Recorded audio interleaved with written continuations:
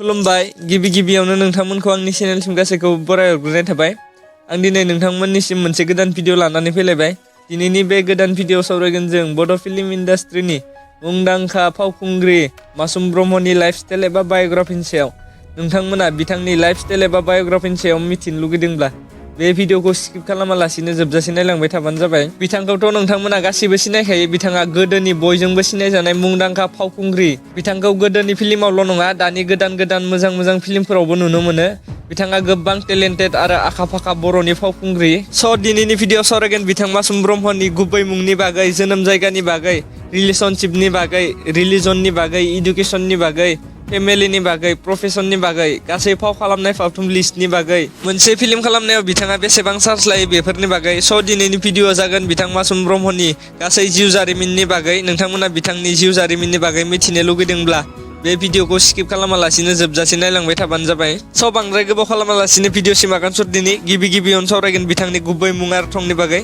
बिथांनि गुबै मुंनि बागै बुंनो थाङोबा बिथांनि गुबै मुङा जाबाय मासुम ब्रह्म आरो बिथांनि निकनेमा माज'नि। बिथां मासुम ब्रह्मआ उदालगुरि जिल्लानि मोनसे फिसा गामियाव जोनोम मोनदोंमोन। बिथांनि जोनोम साना 2 जानुवारि 1986 मायथाइ आरो बिथांनि दासान्दि सोलिबाय थानाय बैसोआ 39 बोसोरनिबो सायाव जाबाय। बिथांनि हमटाउनआ उदालगुरि आरो कारेन्ट सिटिया बङाइगाव। बिथां मासुम ब्रह्मनि रिलिजनआ हिन्दु, कमिउनिटिया बड' आरो नेसनेलिटिया इन्डिया। बिथां मासुम ब्रह्मनि स्कुल आरो कलेज लाइफ एबा बिथांनि इडुकेसननि बागै बुंनो थाङोब्ला बिथाङा स्कुलखौ फरायदोंमोन सेक्रेड हार्ट स्कुल उदालगुरियाव आरो कलेजखौ फरायदोंमोन उदालगुरि कलेजाव। स' बिथां मासुम ब्रह्मनि इडुकेसन क्वालिफिकेसननि बागै बुंनो थाङोब्ला बिथां मासुम ब्रह्मआ ग्रेजुवेसनखौ कमप्लिट खालामदों। बिथां मासुम ब्रह्मनि प्रफेसना जाबाय एक्ट्रिस आरो इउटुबार आरो बिथांनि हबिफोरा जाबाय एक्टिं आरो भ्लगिं। दा जों सावरायगोन बिथां मासुम ब्रह्मनि फिल्म केरियार आरो बिथांनि फिल्मफोरनि फारिलाइनि बागै। बिथां मासुम ब्रह्मनि फिल्म केरियारनि बागै बुंनो थाङोब्ला बिथां मासुम ब्रह्मआ बड' फिल्म इन्डास्ट्रियाव फैनायनि सिगां बिथाङा गिबि बर' मिउजिक भिडिअ एबा एलबामावसो आगान होग्रोजेनदोंमोन। बिथांनि गिबि एलबामनि मुङा गोसोनि लांदां एलबाम। बे एलबामा 2004 मायथाइयाव रिलिज जादोंमोन आरो बे एलबामनि उनाव बिथाङा 2005 मायथाइयाव फैनाय नों आंनि निजोरा मुंनि मोनसे फिल्माव गिबिसिन फाव खालामजेनदोंमोन। बिथांखौ 2005 मायथाइनिफ्राय लानानै दिनैसिम बर' इन्डास्ट्रिनि गोबां बर' फिल्मफोरावनो नुनो मोनबाय आरो बिथांखौ एसामिस मोनसे फिल्मावबो नुनो मोनबाय। बिथांनि एसामिस फिल्मनि मुङा हृदय तुमी मोर।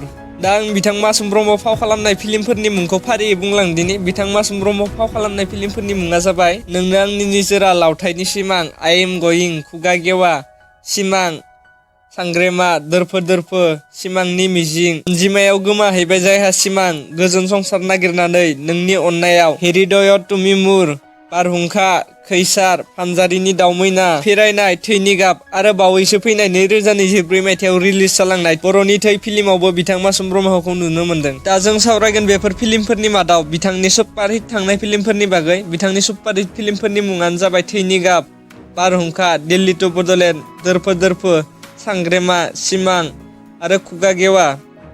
बेफोर फिल्मफोरनि मादाव बिथां मासुम ब्रह्मनि माबे मोनसे फिल्मखौ नोंथांमोना बयनिख्रुइ साबसिन मोनदों कमेन्ट बक्सआव खोन्थाहर। बिथां मासुम ब्रह्मआ मोनसे फिल्माव फाव खालामनायनि थाखाय 50,000निफ्राय 1,50,000सिम चार्ज लायो आरो मोनसे एलबामाव फाव खालामनायनि थाखाय 15,000निफ्राय 50,000सिम चार्ज लायो। बिथां मासुम ब्रह्मखौ 50निख्रुइबो बांसिन बर' एलबामफोराव नुनो मोनबाय आरो 30निख्रुइबो बांसिन बर' फिल्मफोराव नुनो मोनबाय।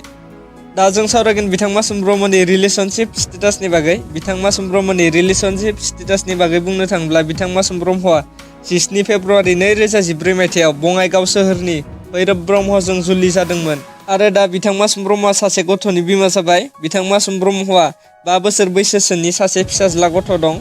दा जों सावरायगोन बिथां मासुम ब्रह्मनि फेमिलिनि बागै। बिथां मासुम ब्रह्मनि फेमिलिनि बागै बुंनो थाङोब्ला बिथां मासुम ब्रह्मनि न'खराव गासै 7 जन मेम्बार दं। बिथांजों लोगोसे बिमा, बिफा, बिबै, बिदा आरो बिनानाव 2 दं। स' गाइस आं दा बिथां मासुम ब्रह्मनि फेमिलिनि फट'खौ स्क्रिनाव होलांदिनि, नोंथांमोना नायलांदो।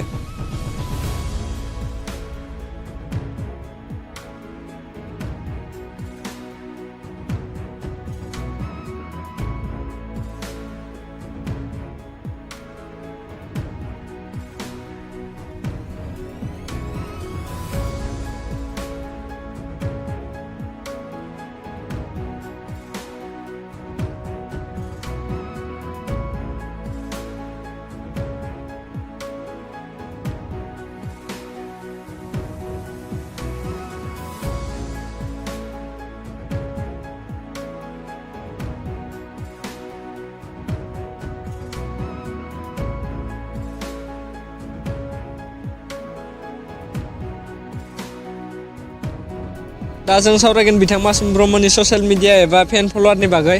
बिथां मासुम ब्रह्मनि ससियेल मिडिया आरो फेन फलोवारनि बागै बुंनो थाङोबा बिथांनि फेसबुक पेजनि मुङा मासुम ब्रह्म। बिथांनि फेसबुक पेजाव 81,000निख्रुइबो बांसिन फलोवार एबा फेन फलोवार दं। बिथांनि इन्स्टाग्राम एकाउन्टनि मुङाबो मासुम ब्रह्म।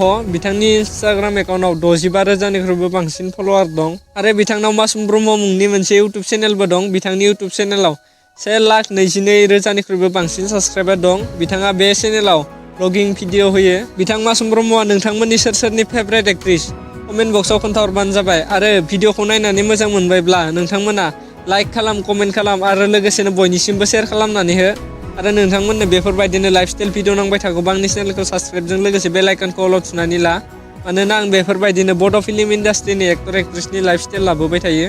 स' दिनैनि भिडिअ एसेनोसै। नोंथांमोनखौ नेक्स्ट भिडिअनि गेजेरजों लोगो मोनलायगोन। गोजोन्थों।